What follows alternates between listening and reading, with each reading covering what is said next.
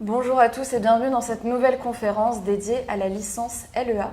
Aujourd'hui, je suis avec Yvon Lescanf, qui est maître de conférence à Paris Sorbonne Nouvelle. Bonjour. Bonjour.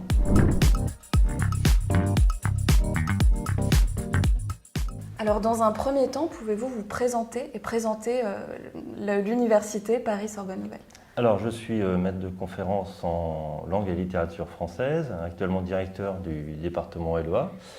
Je suis enseignant-chercheur, c'est-à-dire qu'une partie de mon service est consacrée à l'enseignement, une autre partie à la recherche et une partie, c'est pour ça que je suis directeur, à des tâches dites transversales, pédagogiques ou d'encadrement administratif, comme c'est le cas pour la direction d'un département qui fait la taille d'un lycée. L'université Sorbonne Nouvelle est une université assez récente puisqu'elle a été créée en 1972 de l'éclatement de la vieille Sorbonne, c'est l'université de Paris, qui a donné lieu à plusieurs Sorbonnes, Sorbonne Université, Sorbonne Nouvelle et Panthéon-Sorbonne notamment, mais aussi Assas, etc. Enfin bref, toutes les universités parisiennes ont bénéficié de cet éclatement et chaque université avait une particularité, a eu une particularité. La nôtre, c'est pour ça que maintenant elle a pris depuis 3 ans, elle a pris cette espèce d'adage, si je puis dire. Elle se présente comme une université des cultures. Parce que nous avons énormément de formation en termes d'art, médias, cinéma, théâtre. C'était la première université à faire un cursus d'études théâtrales en France. Et médiation culturelle et aussi des lettres, évidemment, beaucoup de lettres et de linguistique. Et l'autre pôle que représente notamment la LEA, eh bien, c'est les langues étrangères. Voilà, c'est les 3 pôles, donc langue et culture. Donc on a cette université du culture, c'était un titre qui était assez évident. Merci beaucoup pour cette présentation. Justement, est-ce que vous pouvez nous présenter la licence LEA globalement? Alors, la licence LEA est assez particulière par rapport aux autres licences parce qu'elle est pluridisciplinaire, c'est-à-dire que chaque étudiant fait un parcours, ce qu'on appelle un parcours, à l'intérieur de la mention. Il doit maîtriser, mais on l'aide à cela, 2 langues vivantes. Donc il y a des parcours très différents, il y a eu parcours anglais, allemand, anglais espagnol, anglais italien, anglais arabe, anglais chinois, anglais russe, anglais italien, je crois que je l'ai dit, ou anglais espagnol, je ne sais plus où j'en suis. Il y en a 8. Et qui leur permettent justement, c'est souvent quelque chose qui est revendiqué par les étudiants qui ont compris que les langues étrangères étaient importantes. C'est un facteur important pour leur poursuite d'études, qui ne veulent pas se réduire et oublier les 2 langues qu'ils ont déjà appris au lycée ou dans la famille. D'ailleurs, on a souvent des étudiants bilingues. Et donc, ça leur permet de pouvoir développer ces 2 langues. Mais il y a aussi un parcours pluridisciplinaire parce qu'ils font notamment du français, justement, qui est la 3e langue, en fait. Ils sont trilingues de ce point de vue-là. Et puis du droit et de l'économie, et bien sûr tout ce qu'on connaît dans les autres universités, c'est-à-dire et dans les autres cursus, c'est-à-dire tous les parcours transversaux, numériques, etc. Mais il y a vraiment un bloc d'options, qui est les 2 langues, ensuite un bloc transversal français, droit, économie, et puis les UE, j'allais dire, de parcours personnel. Voilà. D'accord. Quel profil d'étudiant recherchez-vous? Alors, c'est évidemment des profils d'étudiants qui aiment les langues vivantes, et même d'ailleurs dans le parcours qu'on propose, ils peuvent prendre une 3e langue vivante étrangère s'ils le souhaitent. On leur propose dans les parcours personnels que j'évoquais, ils ont la possibilité de prendre une 3e langue, là au niveau débutant, alors qu'au niveau LEA, ils ne doivent pas être débutants, on ne prend pas de débutants. Ils doivent déjà avoir fait la langue, ce qu'on appelle la langue A ou la langue B, c'est-à-dire l'anglais ou une autre langue que j'évoquais tout à l'heure. Et donc c'est des parcours d'étudiants qui sont intéressés évidemment par les langues, qui ont une appétence évidente pour les langues, mais aussi qui ont un intérêt pour les grands problèmes contemporains. Donc on est attaché à ça, les étudiants qui s'intéressent au monde actuel.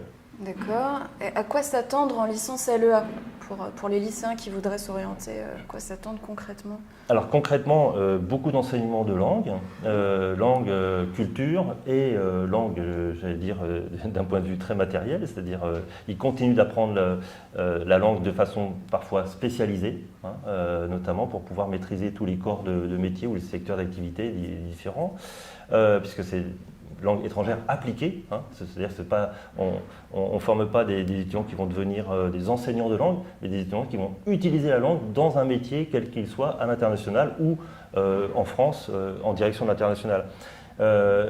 Ensuite, en effet, des étudiants qui sont intéressés par les problèmes économiques contemporains, par la liaison avec le droit que j'évoquais, et par les problèmes culturels en général. Des étudiants très curieux. Nous cherchons des étudiants très ouverts, très curieux, puisque notre licence est très pluridisciplinaire. Alors, je rebondis sur ce que vous dites. Sur Parcoursup, que regardez-vous? Vous en avez déjà un petit peu parlé, mais... Oui, sur Parcoursup, c'est évident, on regarde le niveau. Le niveau global des étudiants, c'est-à-dire évidemment leur niveau en langue. Ça ne veut pas dire qu'on va prendre des étudiants qui ont de très bonnes notes en langue, mais on va prendre des étudiants qui ont un profil, à cause de la pluridisciplinarité, très compact.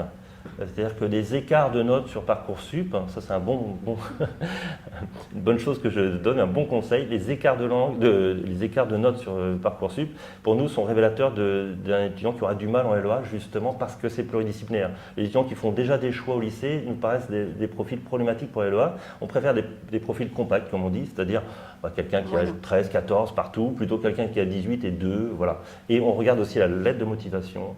Si elle est très personnelle, très ciblée, s'il y a des choses très précises qui montrent qu'ils connaissent l'université, qu'ils connaissent les parcours, les poursuites d'études et les parcours possibles. Alors vous regardez aussi les spécialités. Est-ce qu'un étudiant qui a pris mathématiques peut être accepté en licence LEA? Tout à fait. On sait que le baccalauréat n'est pas un diplôme qui est aujourd'hui justement décisif du point de vue de l'orientation. Donc on prend les étudiants tels qu'ils sont, ou d'où qu'ils viennent. On a même parfois des bacs technologiques. Alors c'est vrai qu'en langue, il faut qu'ils montrent qu'ils ont la possibilité de suivre, parce qu'en bac technologique, ils peuvent ne prendre qu'une langue, mais ça arrive. Et on prend aussi des bacs scientifiques, bien évidemment. Tout dépend en effet de ce que je disais, du profil global de l'étudiant. Il faut qu'il soit vraiment très curieux et qu'il ait des notes correctes partout, c'est ça qui nous intéresse. Merci, très clair. Quelle différence entre la licence LEA et LLCER? Alors, la licence LCER se spécialise dans une langue. Donc c'est une grosse différence, alors que nous avons deux langues à hauteur égale, hein. Ce n'est pas LV1 et LV2, hein. C'est vraiment langue A, langue B, elles sont les mêmes coefficients, hein, pour les deux langues. Alors même si on sait que les étudiants ont des petits déficits entre les langues, hein, mais ils se rattrapent en quelque sorte. On a des étudiants qui vont être très bons aussi en français, un petit peu moins bons en langue B, et d'autres ça va être la langue A, etc. Donc tout ça fait des profils homogènes, et de toute façon on les amène au niveau C1, C2, au master.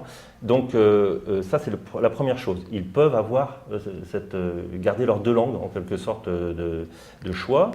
La deuxième chose, c'est que ce que je disais tout à l'heure, c'est-à-dire que nous allons vers des métiers d'application où ils vont utiliser les langues étrangères à l'international ou en France, mais dans des directions, j'allais dire, d'entreprises, d'institutions tournées vers l'international, mais ils ne vont pas les enseigner. Alors qu'en LCER, nous formons des professeurs ou des formateurs de langue. D'accord. Comment s'organisent les 3 années en licence LEA? Est-ce qu'il y a beaucoup de cours magistraux? Alors la première année, comme dans toutes les universités, est une année compliquée pour les étudiants. Donc on a une attention très très particulière. Les emplois du temps sont confectionnés pour qu'ils soient extrêmement bien faits en première année. Donc ils sont parfois moins au choix des étudiants pour justement qu'ils aient des beaux emplois du temps en première année. Nous avons des cours spécifiques pour leur apprendre à étudier et à développer leurs compétences à l'université, ne pas décrocher. Donc ça c'est vraiment une année sur laquelle on fait vraiment très attention parce que c'est une année difficile. Comme toutes les années, le passage de la 6e, le passage de CM2, 6e est difficile, 3e, seconde est difficile. Et bien là, c'est encore plus difficile parce que c'est un monde très différent. Les étudiants vont être beaucoup plus autonomes, donc on leur apprend très vite à être beaucoup plus autonomes. Et ils ont des directeurs d'études, par exemple, hein, ce qu'il n'y a pas dans les autres années. C'est des sortes de professeurs principaux qui leur permettent justement de leur apprendre à travailler, qui les reçoivent. Il y a du tutorat, etc. Donc il y a une attention très particulière à la première année. Et c'est vrai qu'elle est vraiment à part. D'ailleurs, on a une responsable de la première année spécifique. Donc on met vraiment le paquet, si je puis dire, sur cette première année. C'est une année décisive. D'accord, ça c'est peut-être les plus grandes difficultés rencontrées par les étudiants. Est-ce qu'il y en a d'autres? Oui, la plus grande difficulté, c'est le passage un peu comme en médecine. On a les mêmes scores d'échecs en médecine. On parle souvent de l'année de médecine, la première année, mais on a les mêmes scores d'échecs, en fait. Donc on pourrait dire que la licence 1 à la Sorbonne est aussi difficile qu'une année de médecine, parce qu'on a les mêmes pourcentages. Un étudiant sur deux n'a pas son année. Alors il peut l'avoir en rattrapage, etc. Mais bon, c'est quand même pas l'idéal. Donc c'est vraiment une année particulière. Ensuite, les étudiants qui réussissent leur première année n'ont aucun problème dans leur scolarité. Et même un étudiant qui a des difficultés, qui n'a pas un très bon niveau en première année, on le retrouve après en L2, en L3, en licence 2 et en licence 3, voire en master, et c'est devenu un très bon étudiant. Donc on voit vraiment que la première année, c'est une année difficile. Même pour un étudiant qui a des difficultés, ça ne veut pas dire qu'il va avoir des difficultés en L2, en L3. C'est vraiment un cap à passer. Une fois qu'il le passe, quasiment ouvert pour lui après. La première année, un cap à passer. Et puis, absolument. Et puis justement, après les débouchés en termes de poursuite d'études, vers quel master peut-il s'orienter? Alors, en LEA, nous avons donc 3 masters qu'on va proposer. Un master qui est NCI, qui s'occupe donc de négociation et commerce international, qui va s'occuper véritablement de tout ce qu'on peut, on peut dire, c'est une petite école de commerce qu'on propose ici, qui est très performante et qui propose notamment de l'alternance. Voilà. De l'autre côté, c'est l'autre pôle, on a un autre master de traduction et terminologie juridique financière, c'est-à-dire en fait de traduction spécialisée.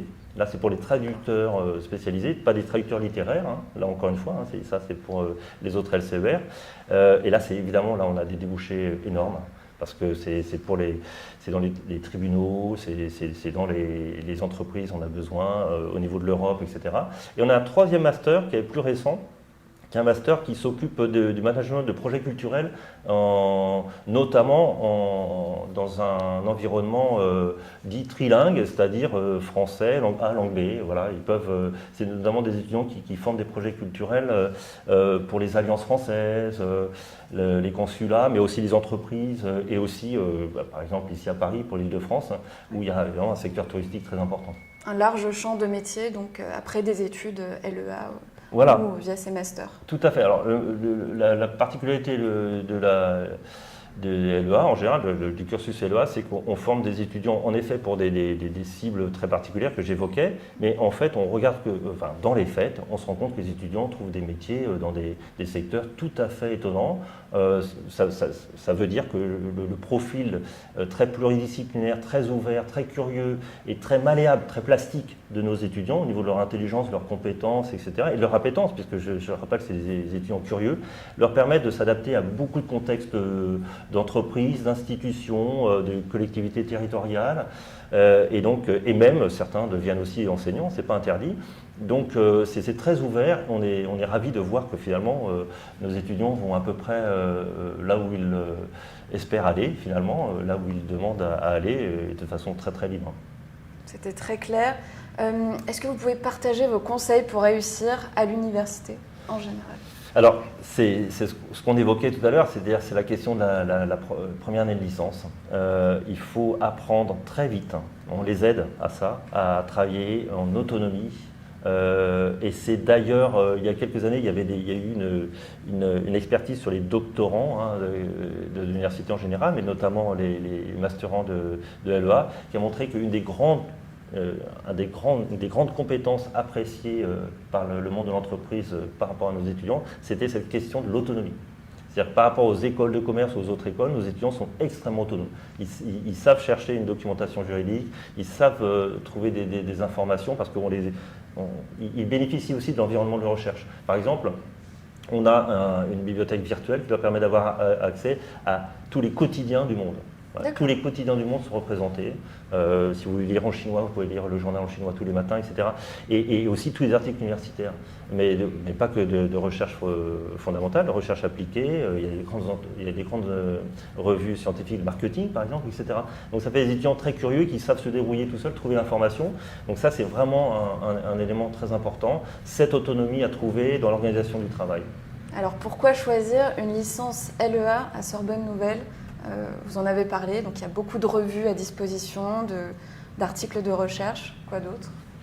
Bon, alors évidemment, je peux pas le nier ni le cacher, c'est la renommée. Moi qui ai par exemple fait un double diplôme international avec la Russie, alors qui est un petit peu en berne en ce moment, mais évidemment pour les raisons que vous connaissez, et qui travaille sur un autre master international, qui a beaucoup travaillé sur cette question internationale, je me rends compte du prestige de la Sorbonne Nouvelle à l'international. C'est vraiment quelque chose, bon, c'est une université qui est connue dans le monde entier. Le deuxième intérêt, qui est aussi très matériel, c'est qu'elle est très bien située. Depuis 2 ans, on a un campus tout neuf à Nation, à 2 pas de la place de la Nation, donc qui est très bien situé, très bien relayé, donc peu de transport, même pour quelqu'un qui vient d'un peu plus loin que Paris. Et puis le troisième aspect, c'est que c'est une université très dynamique, je disais, une université jeune, 1972, qui attire en général des enseignants-chercheurs ou des enseignants en général qui sont justement à l'image de cette université, c'est-à-dire très dynamiques, très intéressés par des projets, l'accompagnement, c'est-à-dire avec une vision très moderne de l'université. D'accord. Un dernier mot à ajouter Peut-être tout simplement que si un étudiant est intéressé par la Sorbonne Nouvelle, il a beaucoup de moyens de se conforter ce choix. C'est notamment le site. On a un site qu'on met à jour régulièrement et on veille à ce que les informations soient bien à jour. C'est vrai que tout passe beaucoup par ce site et nous faisons aussi des portes ouvertes. Donc comme tout le monde d'ailleurs en février et en mars, on n'a pas encore la date mais c'est toujours de cette époque-là, qui ont en général un grand succès. Il y a beaucoup de monde à venir s'intéresser. On répond à toutes ces questions parce que c'est vrai que c'est complexe pour les parents et pour les étudiants, les futurs étudiants, de s'y repérer.